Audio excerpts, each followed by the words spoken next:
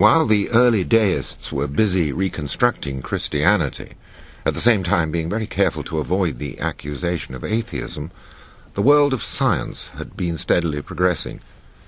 The Copernican view of the universe may have convinced the freest thinkers, but even with the support of Kepler and Galileo, it seemed mathematically flawed, and no one really knew how it was supposed to work exactly until, as Alexander Pope famously said, "Nature and nature's laws lay hid by night. God said, 'Let Newton be,' and all was light." As with so many slogans of this sort, Pope's famous couplet, of course, is an oversimplification. But Isaac Newton's theories about gravity and about the laws of motion certainly made it impossible now for intelligent men to adhere to the earth-centered universe that the Catholic Church was still so insistent about. Whatever man's role was in the great scheme of things, it was now impossible to think of it as being, well, literally center stage. Now, the extent to which Newton's Christianity differed from Anglican orthodoxy didn't become fully apparent until his previously unknown religious writings were discovered in the last century. But it's now quite clear that his scientific achievements were closely related to his religious convictions, and that he was convinced that God revealed himself in words just as much as he did in creative acts. It seems that two patterns are emerging when it comes to the role of science in the history of disbelief. One which we've already seen when we were looking at Copernicus and Galileo is that most of the scientists involved, and that included Newton, remained firm believers, either in spite of, or in most cases, actually because of their science. Well, the second pattern is to be seen amongst people who are not actually scientists, intellectuals and in some cases theologians, who found it quite easy to reconcile the new scientific discoveries with their belief in the existence of an omnipotent being.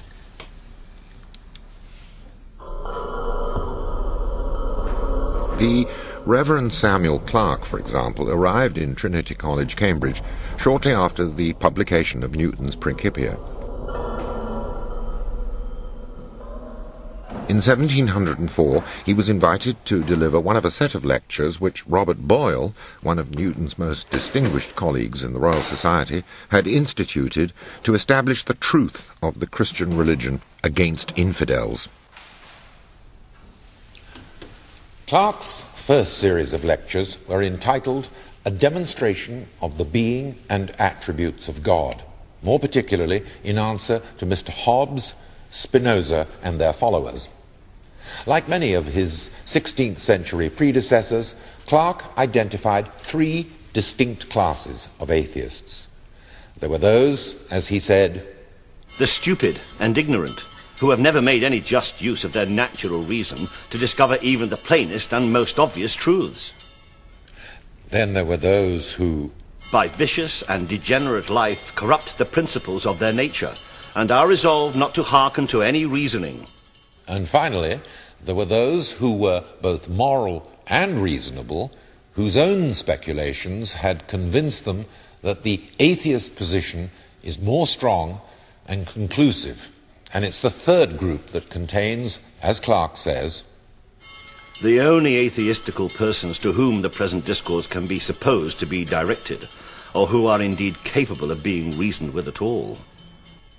Now, in contrast to Descartes, the French philosopher of the previous century, for whom the most significant argument in favor of God's existence was the fact that he was to be found as one of the indubitable ideas in our mind, in other words, that we simply knew of his existence, and since we had that knowledge, it must be God-given, Clarke, like Newton, referred to the objective evidence of celestial mechanics.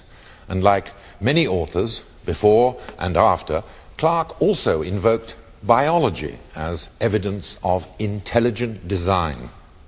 The late discoveries in anatomy and physic, the circulation of the blood and the exact structure of the heart and brain bear insensible marks of conscious contrivance. Well, in spite of its apparently rigid logic, the religious conclusions which Clarke arrived at don't necessarily follow from the mechanical evidence which he cites. Like Newton, after all, he was a pious Christian, predisposed to visualize nature as the expression of omnipotent intelligence.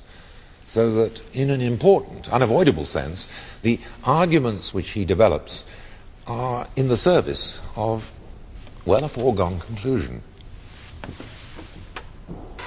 All the same, the fact that a mathematically literate clergyman had so little difficulty in reconciling Newtonian mechanics with the notion of a supreme being goes to show that the conflict between religion and the increasingly mechanized picture of the natural world has been seriously exaggerated.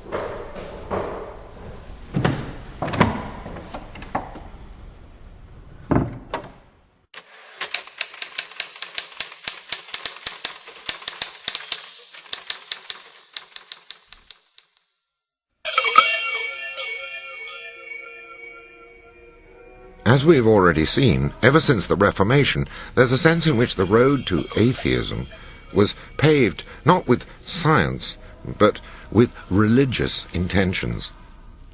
The efforts of deists such as Hobbes to create a more reasonable form of religion had unknowingly helped to forge the very weapons that would eventually be turned against the whole idea of religion. Hobbes lived out the last years of his life here in the elegant home of the Devonshire family, whose children he had tutored. But there were a great many of these so-called deists in England, which incidentally was sufficiently tolerant to allow these gentlemen, and it's very important to realize that most of them were gentlemen, to freely express these ideas. But I'd be here for another 4 programs at least, if I were to do justice to names such as Shaftesbury, Bolingbroke, Toland, Tyndall, Anthony Collins, all of whom in their various ways were trying to identify something that was common to all religions, some primeval origin of them.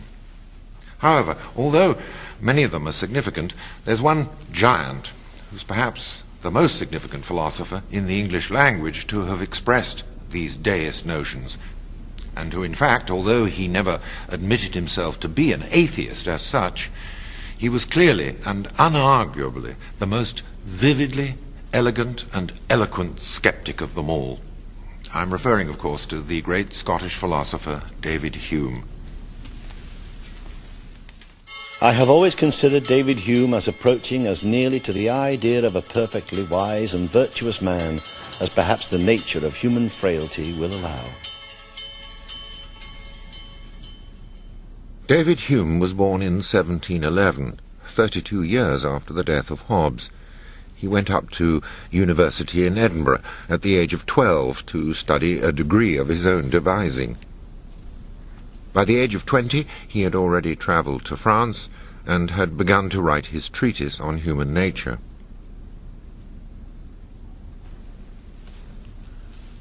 Whereas Hobbes assumed that man, in what he referred to as the state of nature, was a dangerous creature, who therefore needed some sort of social structure, possibly supported by religion, to restrain his selfishness, his violence, and his greed, Hume was something less of a pessimist. But his own skepticism about religion nevertheless handicapped his academic career. Generally speaking, errors in religion are dangerous.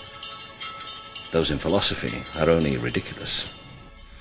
Thought to be too subversively atheistic, he was actually denied the chair of moral philosophy at Edinburgh University by the clerics who still decided upon such appointments. After all, at that time, all universities were religious foundations. Certainly, in his dialogues concerning natural religion, a work which his friends considered so provocative that it was not published until after his death, Hume does deliver a devastating criticism of conventional belief. God's power is infinite. Whatever he wills is executed. But neither man nor any other animal is happy. Therefore he does not will their happiness. Epicurus' old questions are yet unanswered. Is he both able and willing to prevent evil? then whence cometh evil? Nature's laws lay hid by night. God said, let Newton be, and all was light. As with so many slogans of this sort, Pope's famous couplet, of course, is an oversimplification. But Isaac Newton's theories about gravity and about the laws of motion certainly made a realization of atheism. The world of science had been steadily progressing. The Copernican view of the universe may have convinced the freest thinkers, but even with the support of Kepler and Galileo, it seemed mathematically flawed, and no one really knew how it was supposed to work exactly until, as Alexander Pope famously said, nature and it's impossible now for intelligent men to adhere to the earth-centered universe that the Catholic Church was still so insistent about. Whatever man's role was in the great scheme of things, it was now impossible to think of it as being, well, literally centre stage. Now, the extent to which Newton's Christianity differed from Anglican orthodoxy didn't become fully apparent until his previously unknown religious writings were discovered in the last century. But it's now quite clear that his scientific achievements were closely related to his religious convictions, and that he was convinced that God revealed himself in words just as much as he did in creative acts.